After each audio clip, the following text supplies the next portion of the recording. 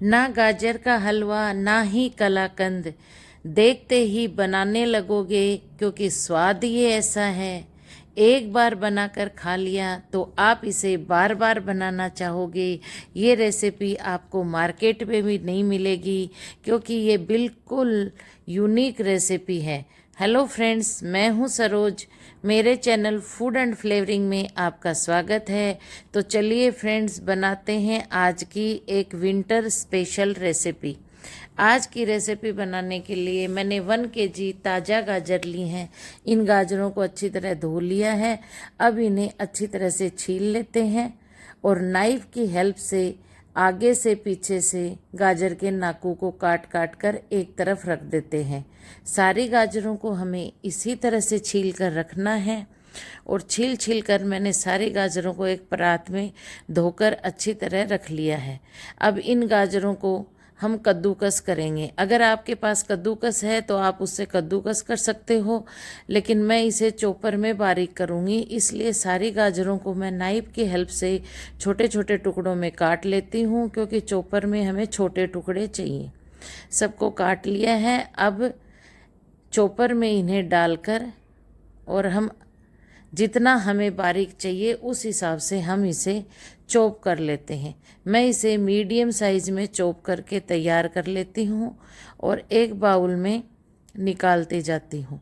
आप देख सकते हो, बस इतना काफ़ी है, इससे ज़्यादा हमें इसे चॉप नहीं करना। और एक बर्तन में निकाल लेती हूँ।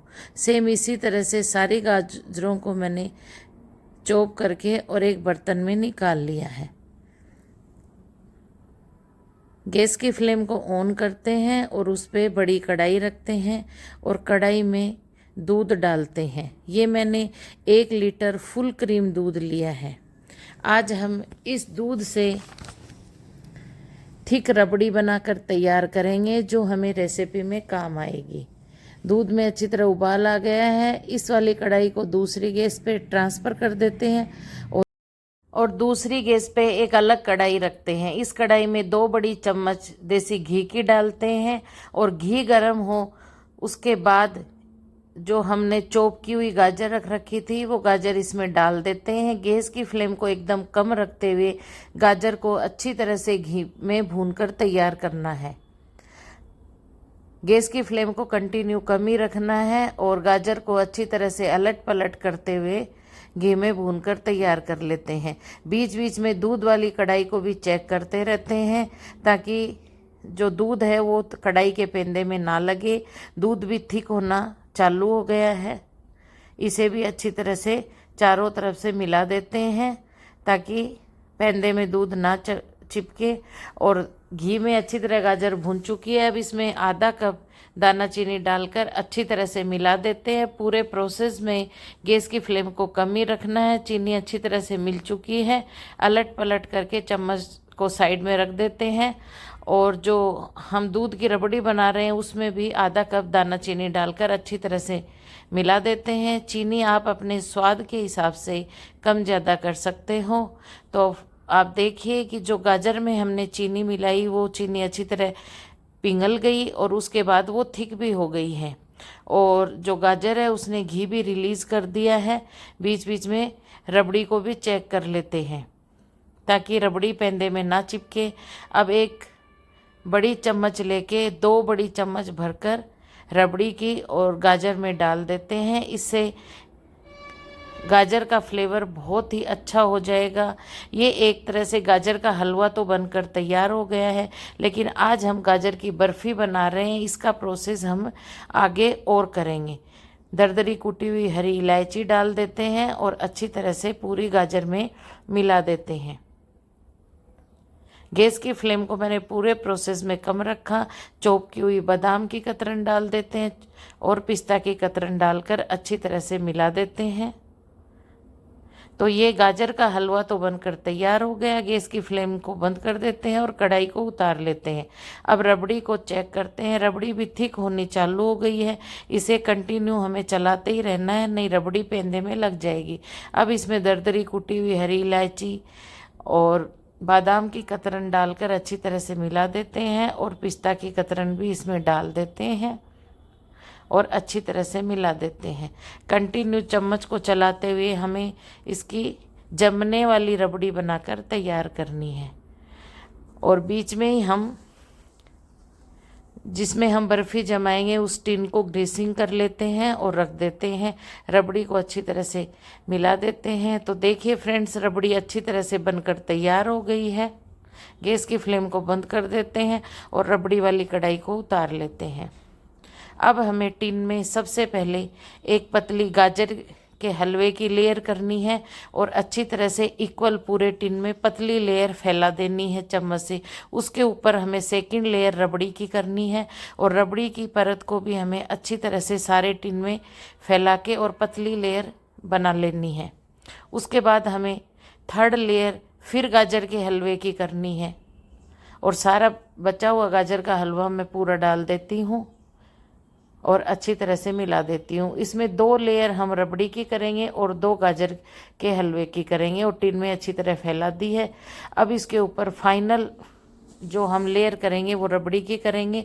पूरी रबड़ी को इसके ऊपर डालकर और चम्मच से अच्छी तरह से मैंने चारों तरफ फैला दिया है।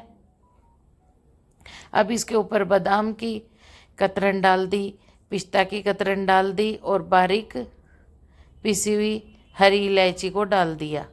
तो ये हमने टिन में बर्फ़ी को जमाने के लिए रख दिया है। इसे हम 2 से 3 घंटे बाद इजीली काट सकते हैं क्योंकि अभी ठंड का मौसम है। लेकिन मैंने इसे 5 से 6 घंटे बाद चेक किया तो ये अच्छी तरह जम चुकी थी।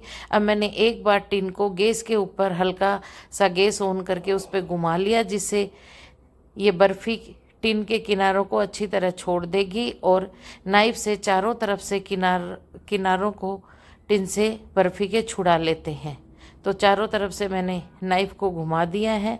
अब ये आराम से डीमोल्ड हो जाएगी। अब इस टिन के ऊपर एक बड़ी थाली रखते हैं और टिन को थाली में डीमोल्ड कर लेते हैं। हल्का सा हाथ से टैप करते हैं और टिन को उठा लेते हैं। तो देखिए बर्फ़ी का पूरा ब्लॉक अच्छी तरह से इजीली निकल गया। अब हमें सीधा करना है तो दूसरी प्लेट लेके फिर इसे सीधी कर लेते हैं। तो बर्फ़ी का ब्लॉक अच्छी तरह सीधा हो गया है। अब हम इसे नाइफ की हेल्प से स्क्वायर में काट कर तैयार कर लेते हैं। आप अपने हिसाब से इसे कैसे भी काट सकते हो, लेकिन 1.5 इंच से ऊपर की जो बर्फ़ी होती है उसे स्क्वायर में ही काटा जाता है। तो मैं इसे स्क्वायर में काट कर पूरी बर्फ़ी को मैंने तैयार कर लिया है। तो फ्रेंड्स, आप देख सकते हो कितनी शानदार, सॉफ्ट और टेस्टी गाजर का हलवा और कलाकंद का टेस्ट लिए हुए गाजर की बर्फ़ी बनकर तैयार हो गई है। जो फ्रेंड्स आप इसे बनाओगे तो आप इसे बार बार बनाना चाहोगी। अब मैं बर्फ़ी को तोड़कर इसका टेक्सचर आपको चेक करवाती हूँ।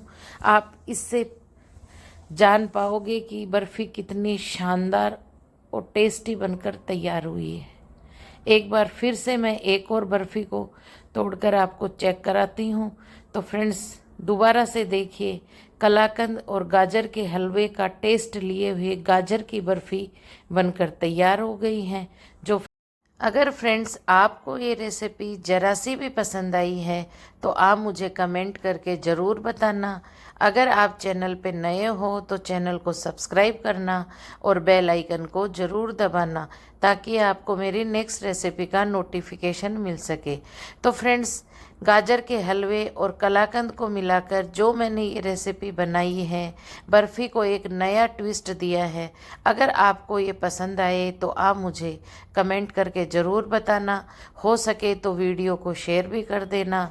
तो चलिए फ्रेंड्स, मिलते हैं एक और नए दिन के साथ, एक और नई विंटर रेसिपी के साथ।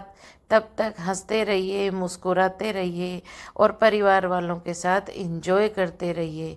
तो चलिए फ्रेंड्स, मिलते हैं। Bye, thank you, take care, Jai Hind, जय जय राजस्थान।